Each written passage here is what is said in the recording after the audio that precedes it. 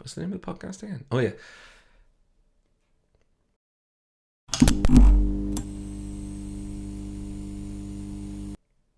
Hey, everybody. Welcome to Hear Us Out.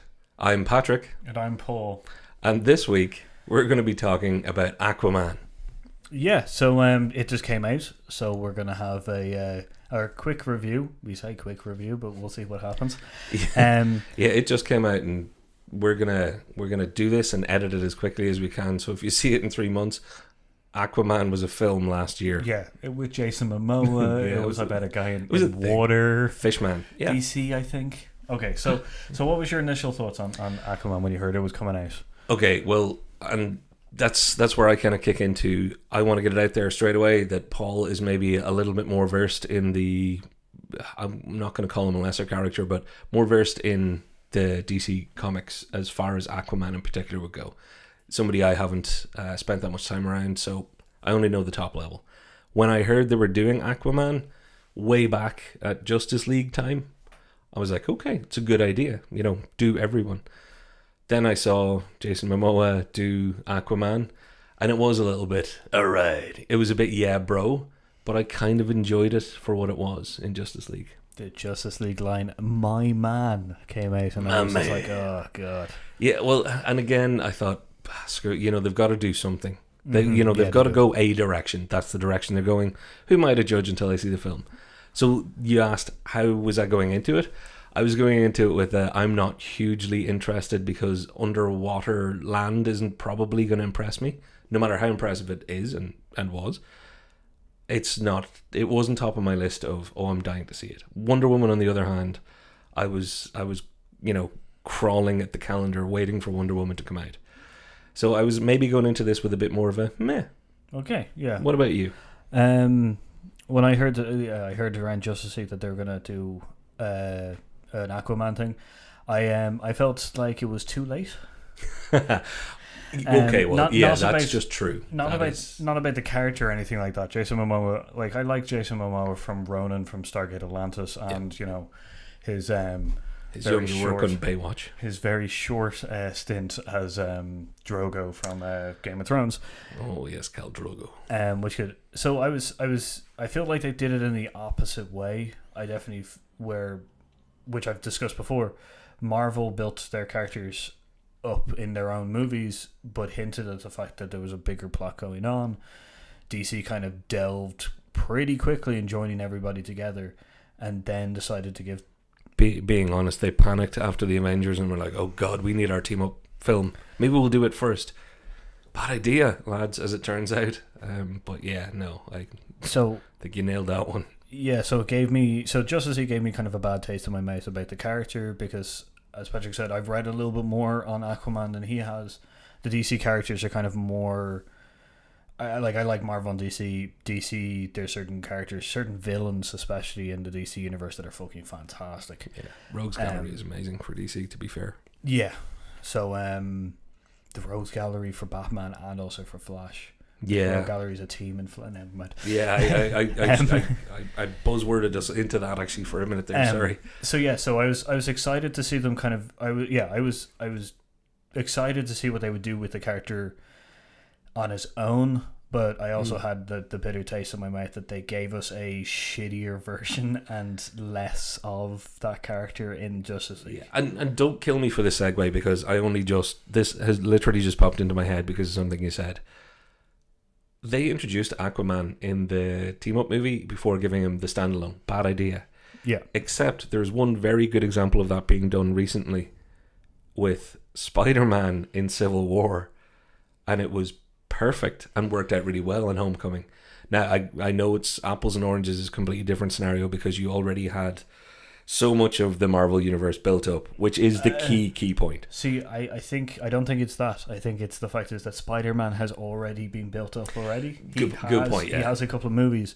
So we didn't need to know the origin story. He's already had 5 movies and played by 2 guys. Yeah, so and as you said, then adding on top of those 5 movies, the cartoons and everything like that. Yeah. And everybody on the street knows Spider-Man. Yeah. So everyone kind of and then as you said, DC has also built a good universe around every character. So introducing a new one. Yeah. was kind of easy, whereas Aquaman is not lesser known, but No, yeah, your lesser known is fair for just the general public. I think, no disrespect to the character or anything like that, and I don't think we should dance around the idea that, in essence, big comic character, but pop culture wise, Aquaman's not. He's not a Superman, Batman, Spider-Man. Yeah.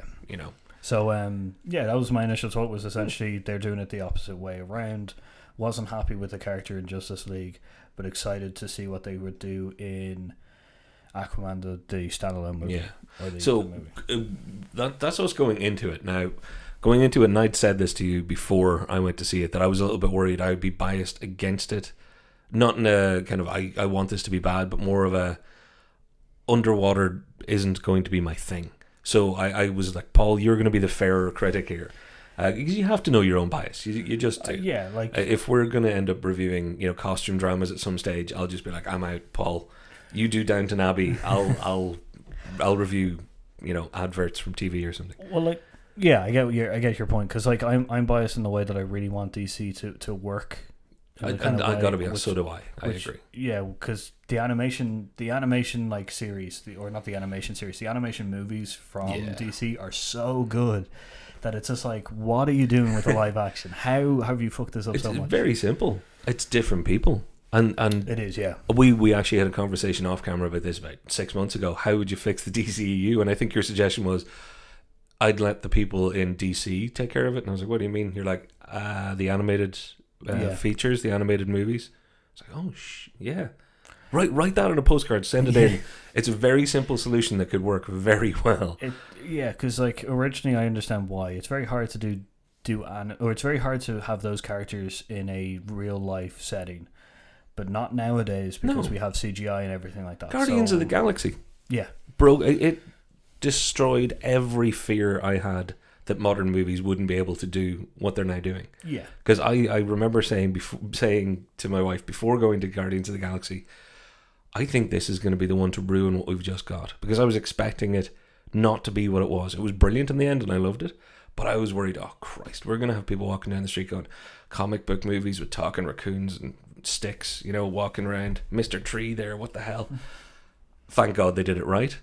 But if they hadn't, I'd be a lot less confident now. Now that broke the fourth wall, everybody on the street is like, oh no, yeah, you can do Aquaman. It'll be okay. I'm cool with that. Just make it good. Yeah. So question, Paul, did they make it good?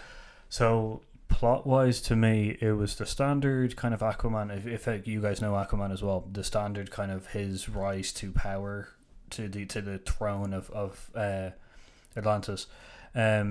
It had a little bit of kind of change around of the. It changed a little bit of stuff, origins of some characters and what happened afterwards and stuff like that. Plot-wise, there's holes in it. Yeah, that's definitely fair to say. Story-wise, it was fine. It moved along. Did it engage you while it was moving along? There's parts that it slowly lost me and then brought me back in. So it felt as a wave of good and bad. Oh, we should really have been doing water puns the entire time. Yeah, see, I also feel bad and I think I should go to hell if I do too many. I don't know. I was just about to say something about smelling fishy, blah, blah, blah. Yeah, okay, we're done with the water pun. So there's moments in that film that kind of bring you out. There's the we should have just peed on it moment. That was just like, you didn't need to be that. The you smell. Oh, yeah. And that was a joke that was supposed to work on a few levels. Oh, he's in the water. How can he smell? Yeah. I'll forgive them a few of those jokes if they had done a little bit more in service of the character. Mm-hmm. Yeah, I get that. And you nailed it with you dropped in and out a little bit as to how I felt about it. Now, I had a terrible cinema experience. We didn't see it at the same time. I had some very rude people, somebody on their phone who I had to tap and tell them to stop. And when I was tapping them, I realized they were actually recording the film on their phone. So if you're out there and you remember this face, I still haven't forgiven you for ruining Aquaman for me. The dropping in and out part, though, wasn't just the people I was sharing the theater with. I had the same experience of you, that I was in it, and then it's not even that it lost pace. it lost interest, it lost intrigue. Things were always moving along, but they weren't always as compelling to watch or to want to see or learn more about. The narrative wasn't constant. The pace weirdly was, and usually it's the other way around, that you have, messed up pacing in a movie. Yeah. But no, it wasn't a strong all the way through. So narrative and pacing issues aside, the film may be dropping us in and out a little bit. Mm-hmm. How did you feel about the actual characters, the people who played them? How did you feel about it as a bunch of individuals? So, like, the narrative kind of, I know we just said narrative issues and stuff, but the narrative kind of for each of the characters really had some good points to them and stuff. Like, they felt like kind of really good, kind of rounded characters and stuff like that. So you were like, okay, I can get to know these characters. There's some growth in them for everyone, kind of thing. There was a nice parallel between Arthur's mother and Mira. Yeah, There was a slight nice parallel. The princess and the queen. Yeah, where the queen was like Arthur's mum leaves Atlantis and falls in love with the lighthouse keeper because she has an arranged marriage. In the movie, there's something similar going on with Mira, but the difference is that the queen left because she didn't love him and she felt like she should love him, and Mira very, very concretely states duty above everything else. It's nice to see that slowly change around, which is because it's an interesting kind of character arc for her. Yeah, that's it. Until you said it, I hadn't kind of connected those two, and it's something, looking back now, it's something I probably did enjoy more than a lot of the rest of the film.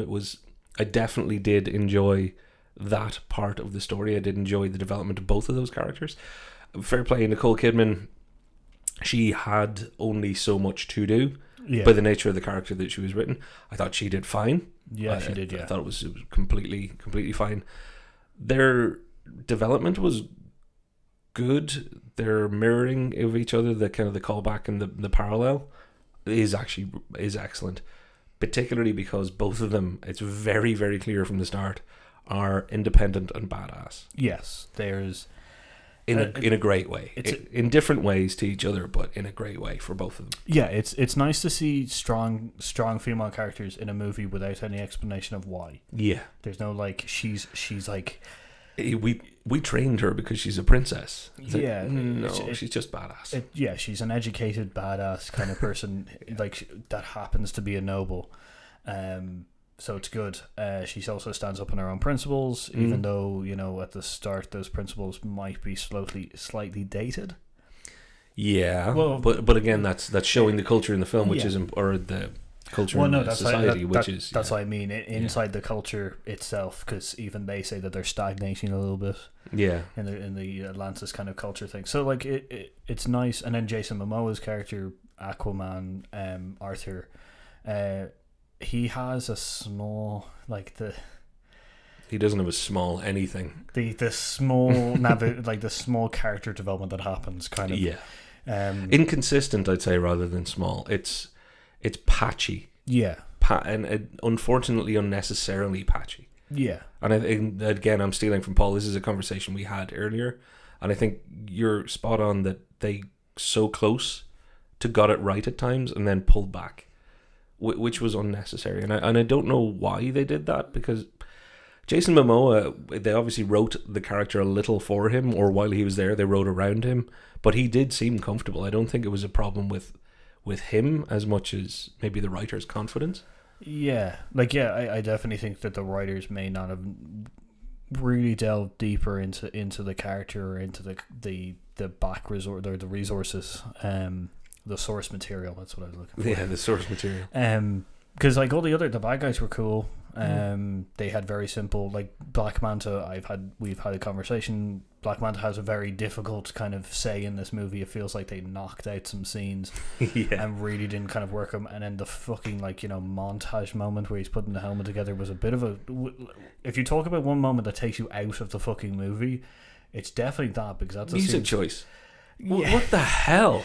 Let's have fun. Actually, you know what? We're trying to be all very good in this podcast. We're about to kick into fun mode. If you have seen the film, you will know what we're talking about when we say montage and music choice.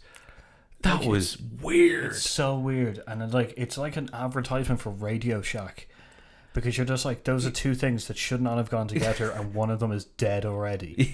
Exactly. So you're like, why would you kick that? Do you know that would have worked fine in a Suicide Squad or something that is already trying to be irreverent, odd, or offbeat, or whatever it might be?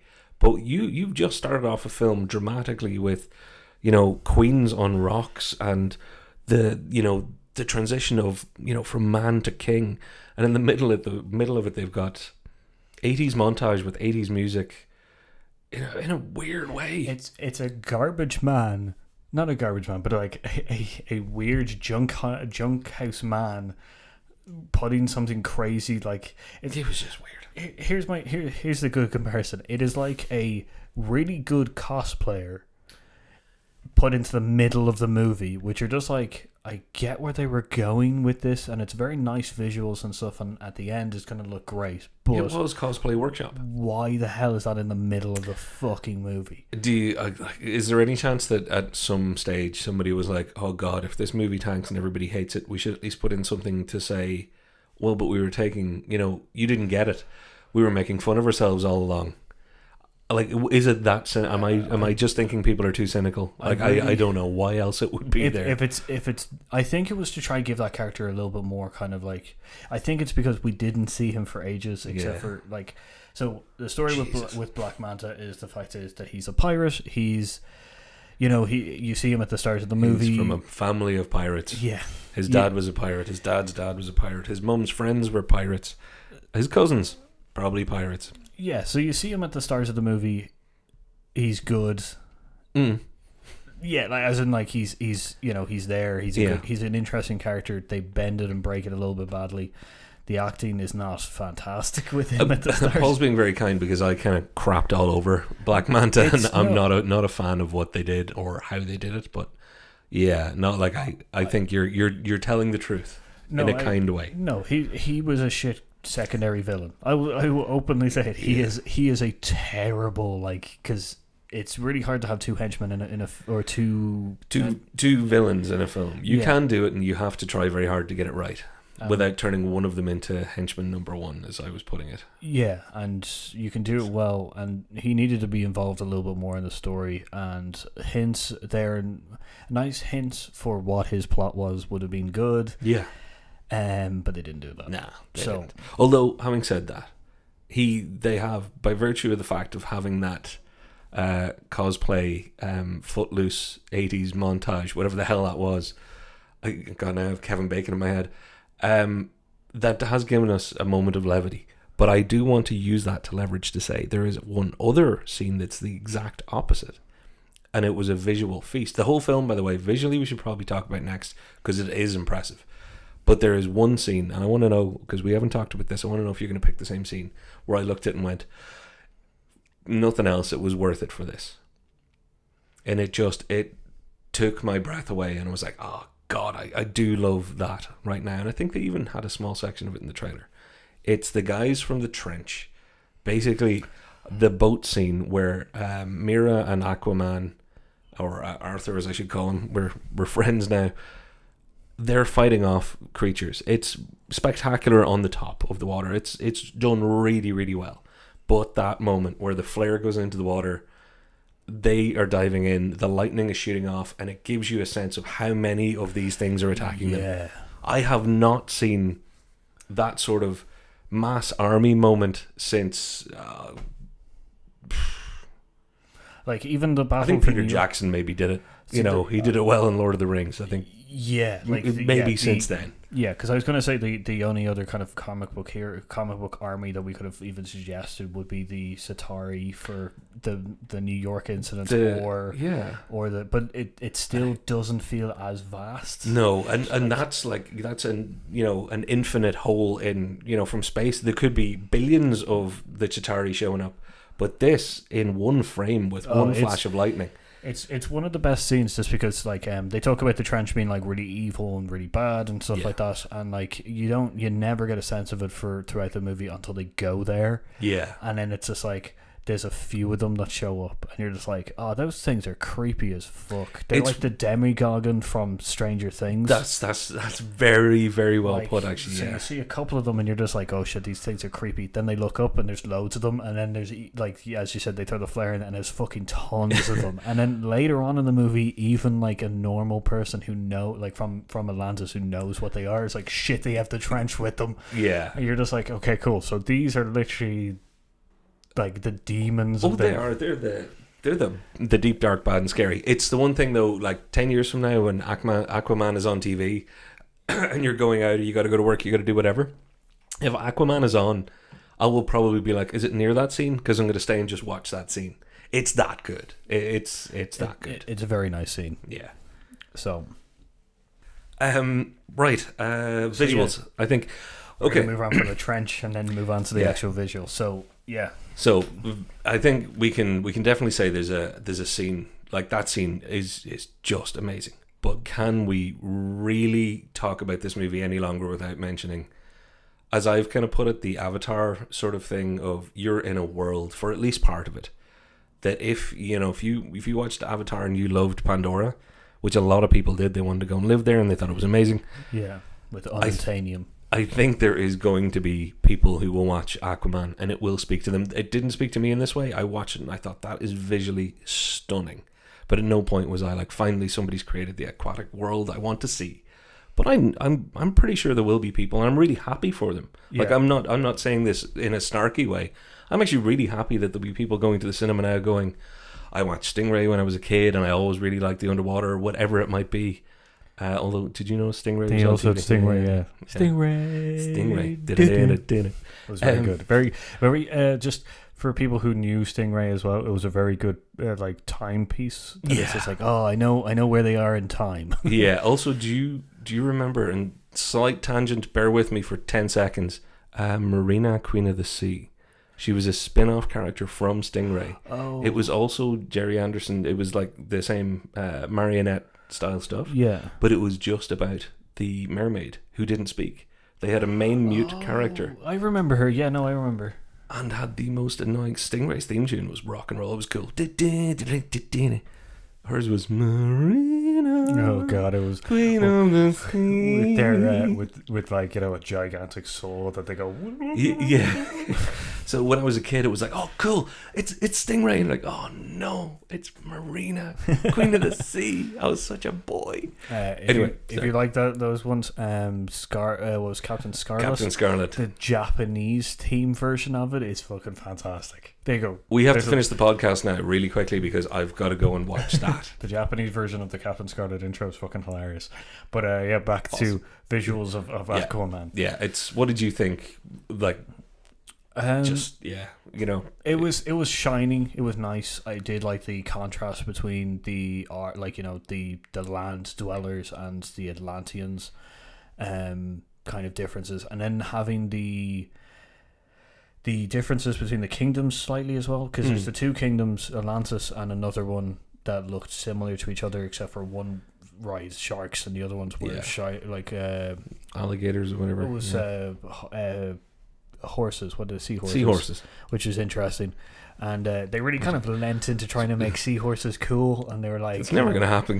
There's a moment where they're facing off between like great white sharks and seahorses, and you're just like, ugh. And at no point is someone like, oh my god, a seahorse. Like even a seahorse, even though like they are like snapping and stuff like that, you're just like, they're really it's a rainbow creature that you've made against there's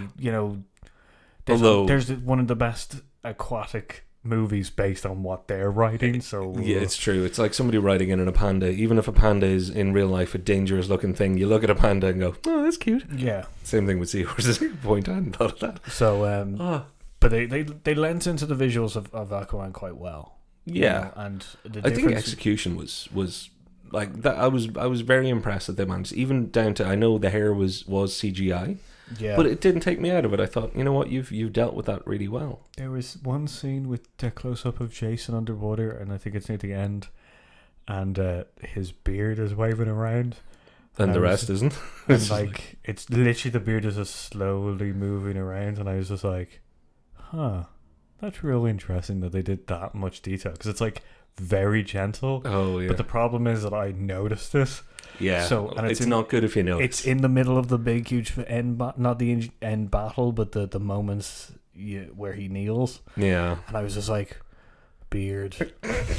Well, to be fair, everybody's seen the trailer, so we're not spoiling. Well, we spoiled enough anyway. But the yellow and green, the walkout from the thing, the classic color showed up. I was really distracted by something that you couldn't really see in the trailer. When he takes a few more steps forward, you find that he not only has the trident, but he's also been given the massive gym sock of Atlantis. And they shoved it right down the front, because I do not care how buff that man is. There was a moment when I looked at the screen and I just kind of went, that's ridiculous. Well, according to Emily Clark, who is Daenerys Targaryen, supposedly he has quite a big. I don't care if he's got something the size Like, of a four. Yeah, he could have an entire seahorse down there. It didn't look. It looked like an athletic support. It looked like a cup. Looked like a dancer's belt.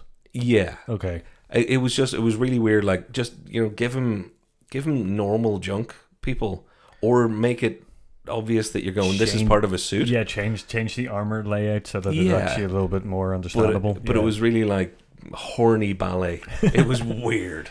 Okay. Sorry, side tangent. I was caught up in Aquaman's junk. Okay. Speaking of junk, we did not mention one thing that I think is worth a mention, because it's just come to me. Environmental awareness.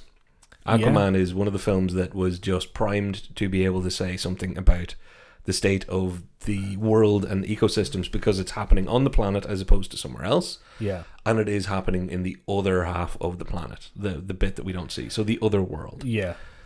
I am really glad that they did. I know a lot of people will be like, oh, eco warriors. I'm almost sorry they didn't do more.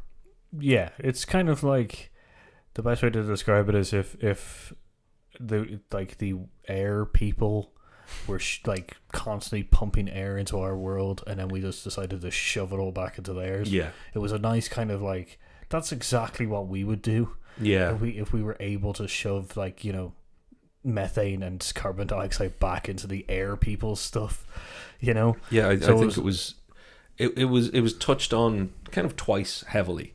I think it could have been more of a theme. I would have been fine if it was more of a theme. I know a lot of people are like, oh, you're looking for Captain Planet here. There's different show. No,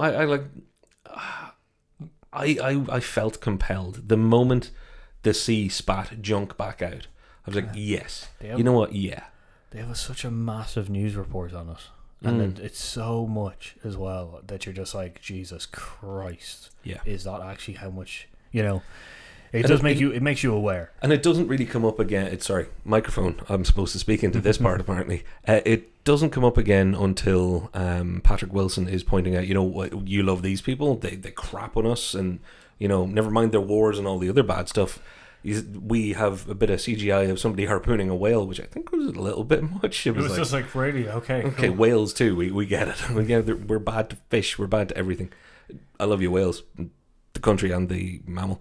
It's like they just showed a video of someone shooting a puppy in the face, and they went, "These are the bad people," and you're just like, "We get it. We're not great." You're on his side, but there was too much of a narrative dissonance for them to go, "Yeah, we're throwing your shit back on you." And then we're going to forget about all that, and later on we're going to bring it up and these are your people. It should have been more of a theme of, we're going to attack these guys. We're fighting with the land world because they have been such animals to us. Yeah. Every time they brought it up, it was the perfect motivation. Instead of, well, you know, we're going to take over the planet now. It's like, no, these guys are scum. Because I felt like scum. Yeah. And I'm glad. Like, Aquaman is the film that should make us all feel like shit. Yeah. No, definitely agree there. You're not selling tickets with, come along. Be made feel like a consumer bag of crap. The poster writes itself. Don't buy plastic. Yeah. So we got on some more visual stuff. So what do you think of the acting? Because like we're agreed that the visuals was nice between the lands and the sea and stuff. They made it clear when they were the places. Nothing was kind of like really kind of you saw and you were just like, well, that's a bit weird. No, yeah, I think they did. They did. Yeah, I'd give them a solid A for visuals. So acting. Okay, I'm gonna choose. I'm gonna choose the actors first. Okay? Oh God, hit me. Okay, let's lightning round this. Because we're both big fans of the Marvel Universe, and the reason that they do so well is bad guys. So, main bad guy, Patrick Wilson. Straight out of the bag, I'm gonna say I love the man. He has done many things right, not only in this film but in almost everything else I've ever managed to see him in. Mm-hmm. So I was really happy when I saw him. I was like, right, no matter what, if this is well enough written, he'll be able to execute it, and I think he did. Yeah, I would have preferred had his story been unfurled a little better. I don't think you could take any of it away from him. I think he did the best with what he was given. I think he actually added a lot more to it. I think Bad Guys then goes back to what we were talking about, where Black Manta, that opening scene, there was so much time for exposition there. Instead of them going, you know, I'm a pirate, this is my dad, it's a family business, pirates, we're family business. It felt like Fast and the Furious for a moment because it was all family. Mm-hmm. And then it was all pirate. There was enough time in that scene to actually give some more motivation, give some more information, and they didn't. I don't think they served that secondary villain well, because I shouldn't be able to say secondary. But they should be two separate villains. You know, Patrick Wilson and the Black Manta. But so the acting for Black Manta, were you like wooden weird cosplay moment? I don't see his face from that's pretty much covers it. I don't think he was wooden. I don't think he was terrible. No, I don't think. See, this is the thing is, I don't think it was the actor. I definitely think it was like, you're not meant to have that many lines. Yeah, probably fine from an acting point of view for both. Much more so for Ocean Master for me. What did you feel like? Where was the strength and the weakness? For the bad guys, Ocean Master was really good. He ever since he's been in Watchmen. Oh yeah, that kind of made me like him more. And then he plays the CIA guy from Team A-Team, from A-Team, which made me like him a lot more. He was about to say fall in love, and that's okay. Yeah, I like him a lot more as an actor, because those two movies really show his range. Yeah, because in the first one, in Watchmen, he's a quiet, reserved, capable superhero or vigilante hero kind of thing as Night Owl 2, and then in A-Team he is a dick. Yeah, he's super douche. He's Agent Douche of Doucheland. Which made it interesting when I saw his Ocean Master, because he is incredibly kingly. Yeah. Like, there's a regalness to him. It's really annoying because you're just like, if he just didn't want war and just also he wasn't a prick, he actually could be a really good king. Yeah. Like, which I think is important. It is, because that makes him a really good villain. And it also makes the ending of the film, and again, why I'm saying the word spoilers at this stage, you've already been spoiled. When he looks back, you know, that kind of, you know, we might talk, brother, someday. It's a believable look back of, I'm not irredeemable. I could come talk to you.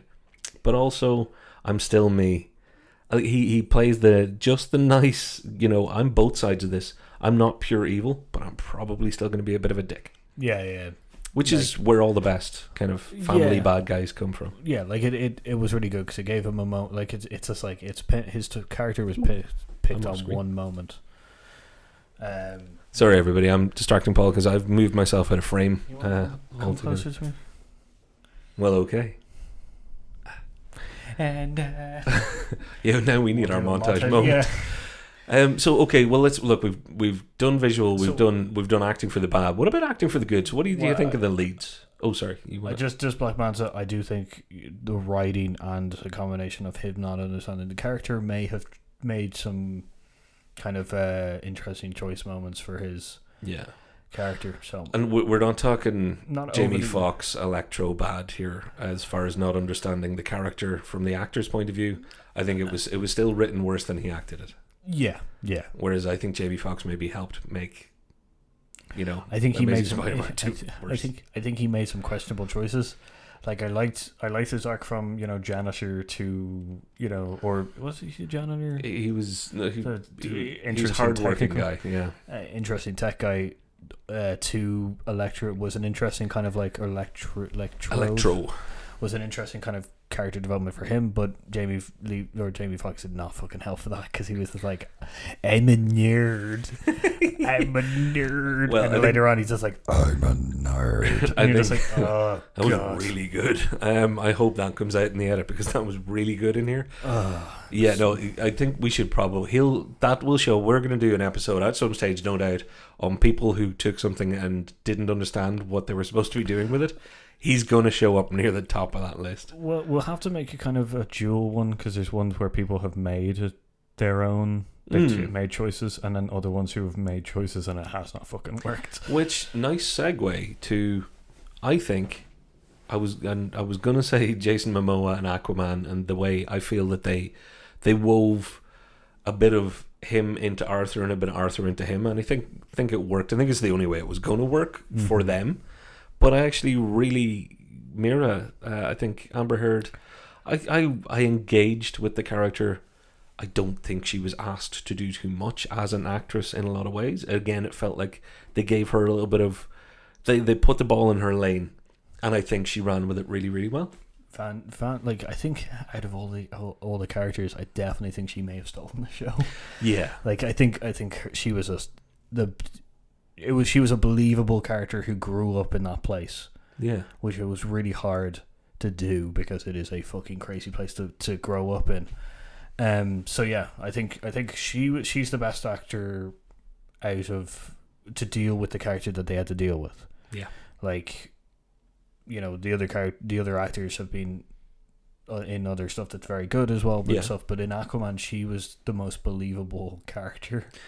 Yeah, like it just enjoyable just enjoyable. That's the other thing. You were kind of on her side, not just through what was written, but the way she played it. I think she made a very austere, very as you've already pointed out, a duty bound, essentially a royal who has this deeper heart to her that she's like, I want I'll give up what I have to do for the greater good. There's a few layers of complexity to her. Yeah. But at any point while the actress Amber Heard herself was playing it, you wanted to go with her. Mm-hmm. It was done with a certain amount of charisma, I guess is the way to put it. She didn't play it cold, and it would have been very easy to play it cold to try and get the point across. But I think she got the point across with a bit of warmth. No, she did, yeah. Warm water. So I'm gonna skip also Jason Momoa and go to William Dafoe. Was he William the Friend? Oh, that's why you wanted to skip. He had that pun lined up. I just know it. I thought Willem Dafoe was. He's a secondary character. I don't even think he's a secondary character. I think he's a tertiary character. Yeah, like it's a good supporting role for him. He's an interesting character. They either should have used him more or less though. Like either more or just less. Like I don't think they definitely didn't get it just right for him.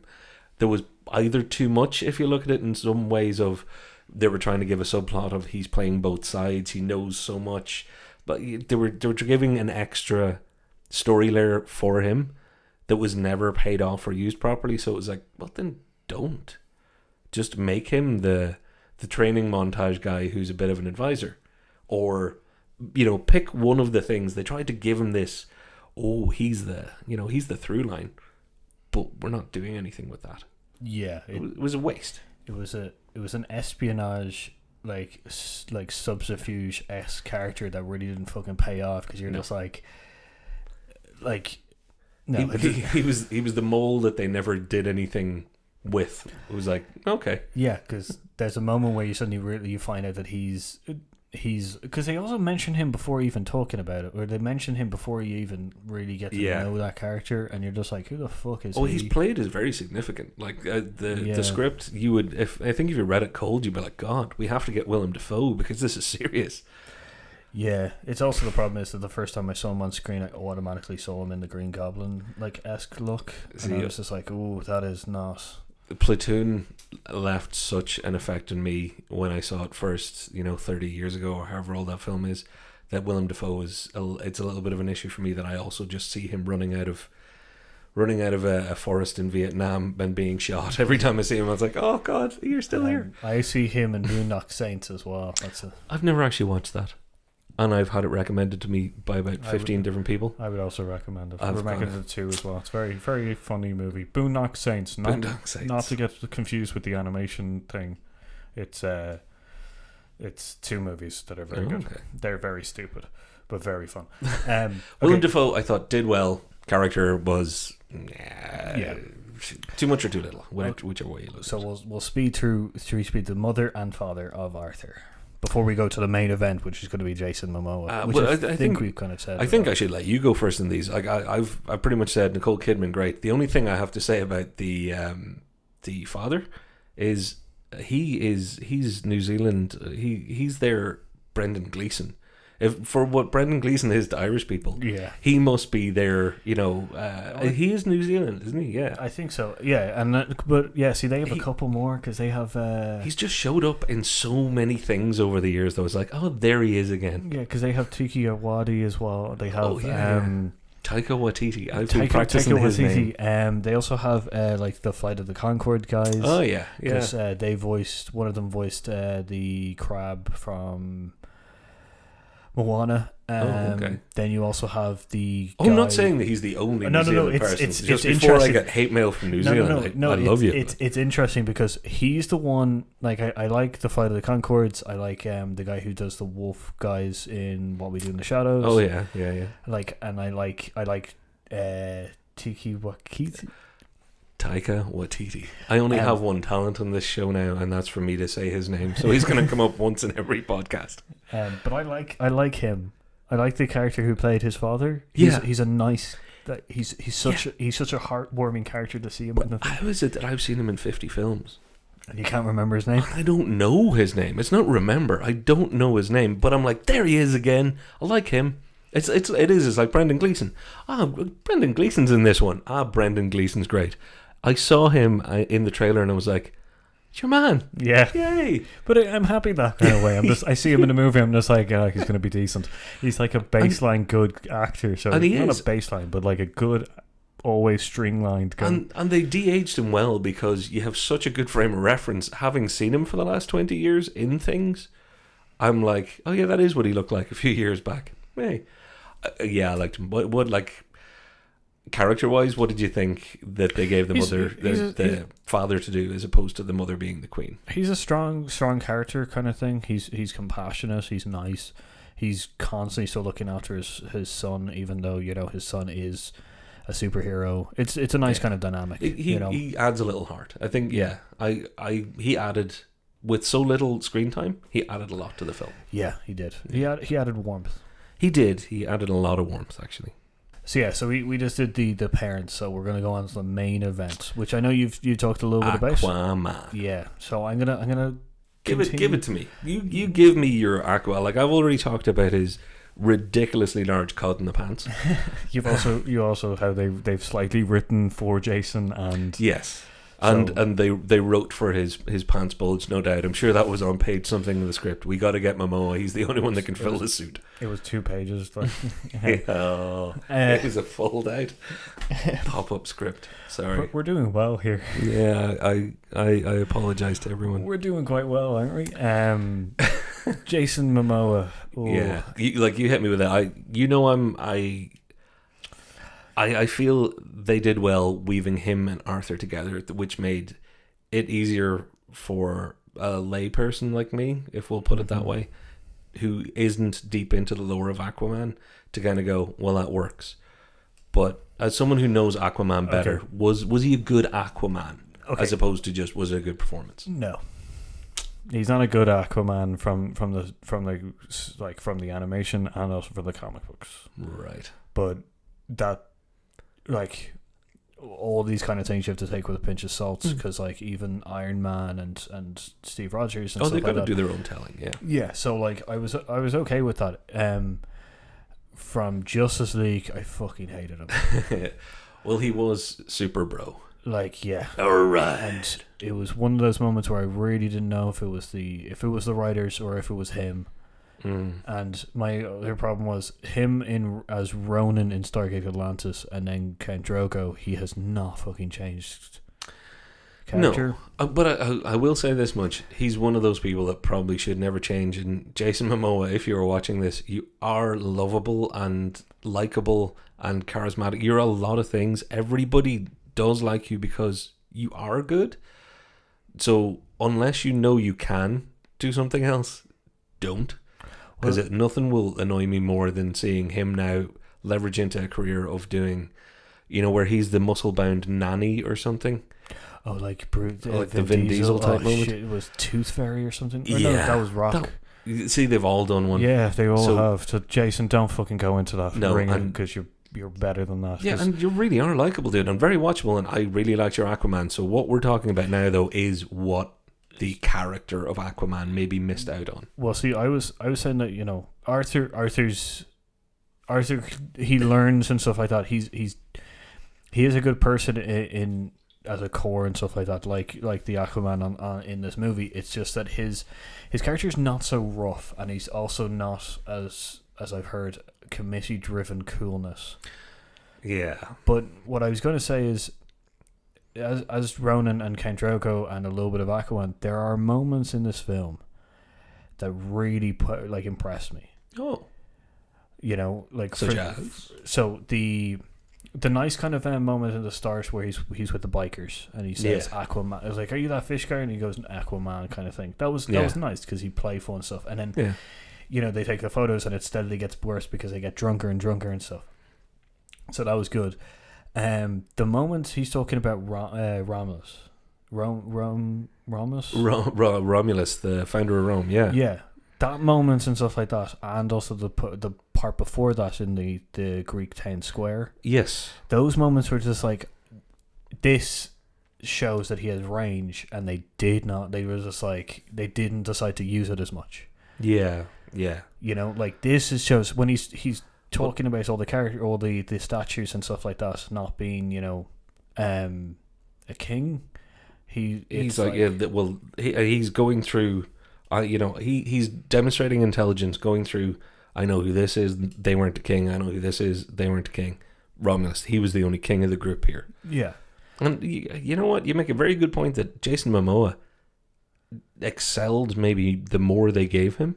So maybe he could have done a lot more. Yeah, which although he himself as the character says that he's the blunt force thing, it's made me kind of more interested in a second film and what they can do with him and make him a little bit more benevolent in the way. More mature. Yeah, as well. Give him, move away from the bra a little, and that's why a second Justice League would be nice for me. I'll be honest. I'd like to see him interact with his peers, so to speak, again. Yeah. But this time maybe be given, okay, you've now had your introduction to who Aquaman is in a more complete sense.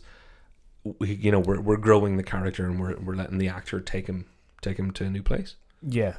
Yeah, I'd be excited to see him interact with as his new growth with other characters. I kind of said it earlier that I put this movie against Thor. Yeah. In the character is a slightly, immature character at the start and then slowly becomes more mature and stuff like that, which is, I do still think that Thor did it better. Yeah, me too. But they both are Ascension of the King kind of films. They are the chosen for the crown people. Yeah, it's just interesting that Thor had a slow burn. Yeah, because they had him grow in every film he slowly grows and stuff like that. So I guess it's actually kind of the same because Justice League he was a shit at the start of Aquaman he's a shit, and then he kind of grows into it.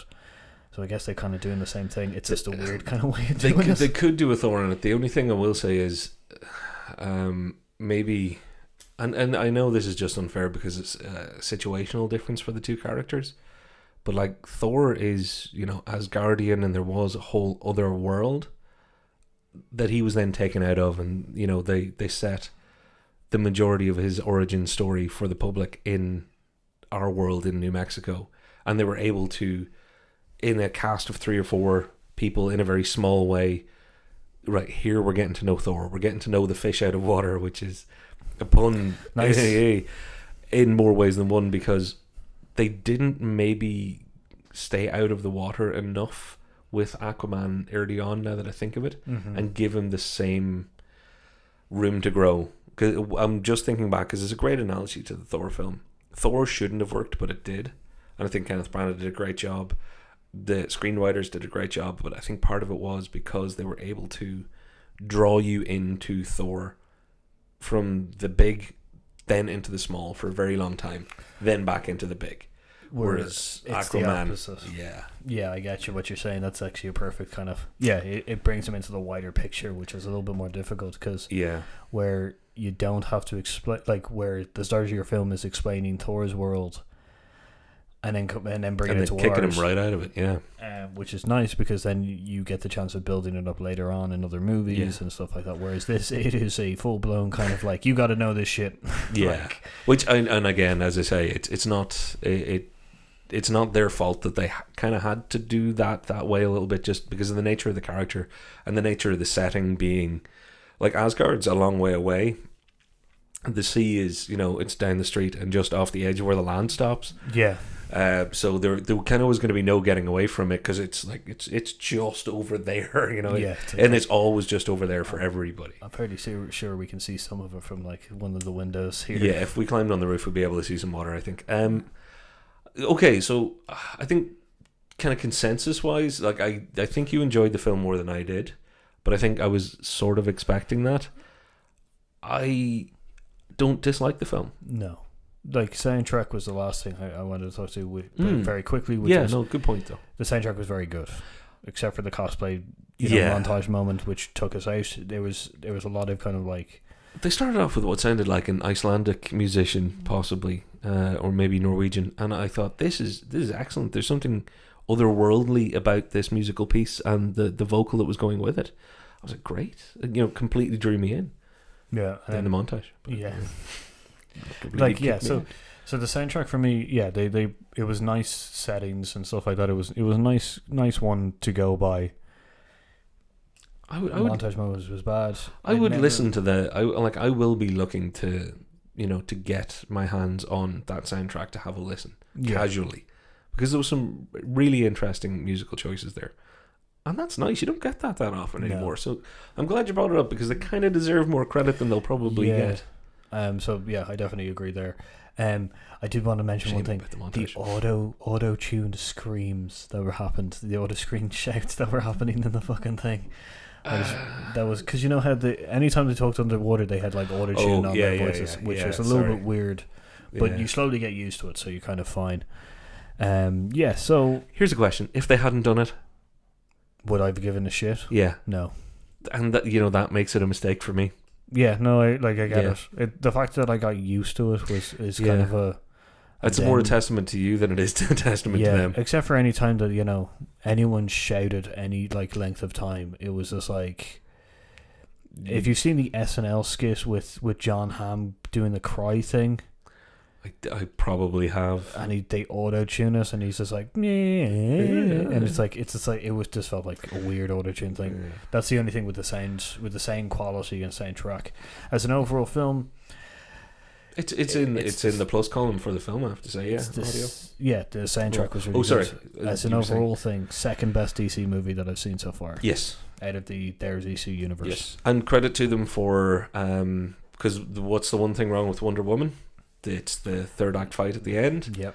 I don't think this suffered as much. Weirdly, it was good enough because they had the big monster moment, and it was a nice kingly moment. And then they had the penultimate, and they brought it up, the physical fist fight at the end worked. Yeah. Because, and you'll notice, they didn't throw anyone through anything at any point in that final fight. It was very much like a ring, and they stayed on the ring and fought, and there was a little bit of like environmental stuff, but not too much. Yeah. I think importantly, DC, remember, stopped throwing people through stuff. Yeah. So yeah, I think The last fight. Yeah. in summation, I agree with you. Definitely second best DC film so far.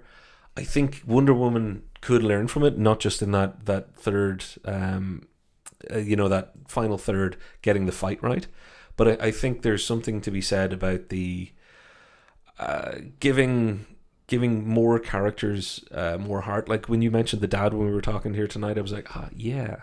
And you mentioned, both of the female leads having a kind of a connection in their character style, but them being very, very different and both being very strong. I think Wonder Woman, having recently rewatched it has a few more weaknesses than I remembered. It was missing one or two things that it could have had. So I'm hoping that Wonder Woman 2, they can take all this, and I think it Wonder Woman 1984, I think. Is that it's something like that. Something like that, or Wonder Woman 84. I think it could well learn from Aquaman and vice versa, and I think the next Aquaman can be so much better. It gives me hope for the DCU, which is the best thing in the world, because I really want them to work. Yeah, I want it to work so bad. We're getting Flash. Are we getting a Flash film next? We're supposed to, but they moved. Did they move? They moved Wonder Woman out. Yeah. So that means if the Flash stays at the original date, it'll be first. Yeah. Okay. And I'm pumped for that. That's one thing I will say about Justice League. If anything that you want to say bad about it, the one good thing you can always come out with is, I think Ezra Miller, I think might be his name, the guy playing the Flash, and the way the Flash was written worked for me. Not so much for you? No. Worked for me. Yeah, there's a Flash in the Justice League. I think the only characters that really worked for me in the Justice League were Batman, Batfleck, Wonder Woman, and I still like Henry Cavill as Superman. I just don't think they know how to write, and we've already had this discussion that you're not going to be a... I think we're going to do a separate Justice League breakdown podcast at some stage, because I'm really curious as to... I don't like the Flash. We'd never talked about that. I need to talk to you about the Flash. That's one for next time. But yeah, okay, so back to Aquaman. It's definitely the second best. I hate to say it, but I feel this about it. I just have such a... I don't dislike it. I can't say that I love it. Yeah. I still really like watching Wonder Woman. I'm picking it apart more every time I watch it, but I'm like, God, that was good. God, it was so good. Do you remember going to see that in the cinema?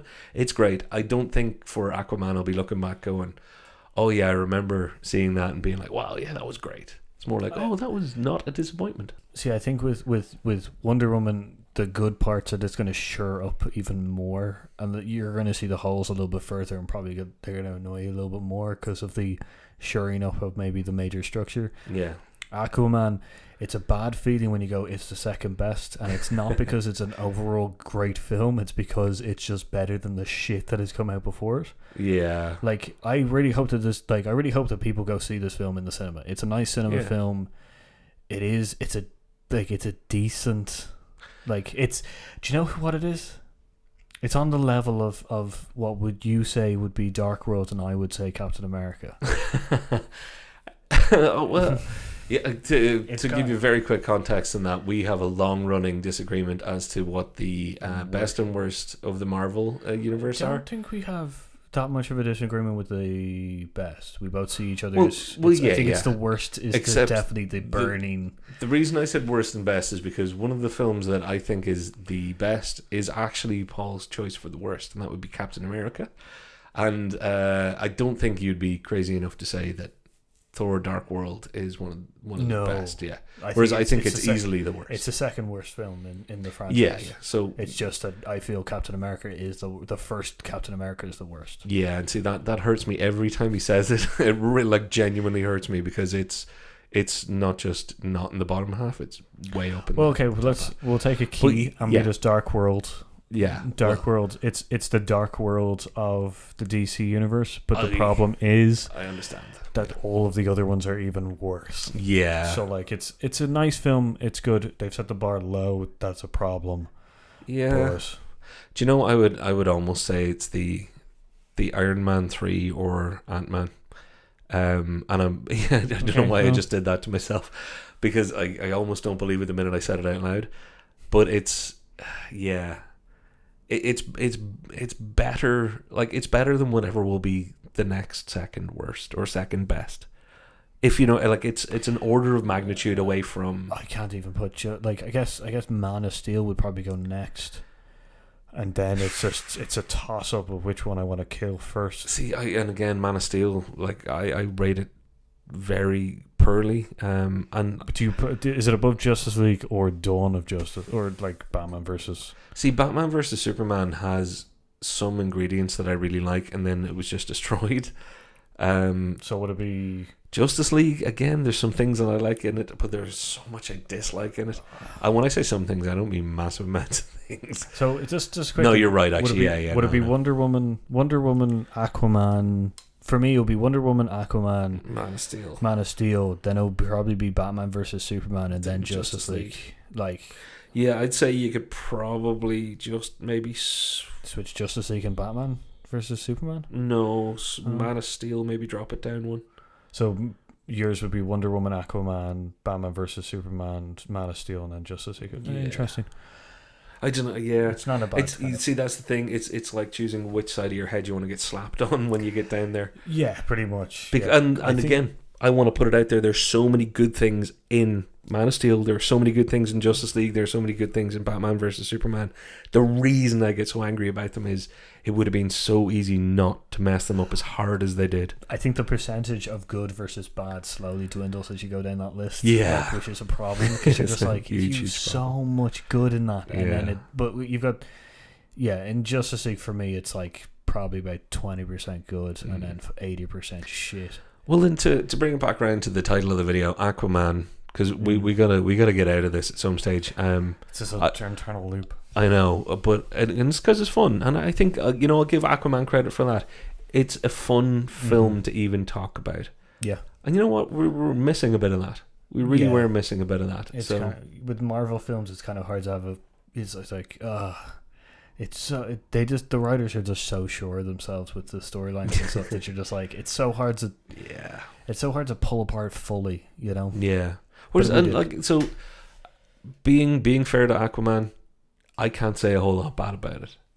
And I think deep down, looking back, maybe I enjoyed it more than I think. It's just not one of those films that was ever really going to grab me enough. Yeah, I get you. So would I give it, if somebody said, "Oh yeah, what do you think of Aquaman?" I go, "Yeah, it's pretty good. It might be your thing. You might really love it." Yeah.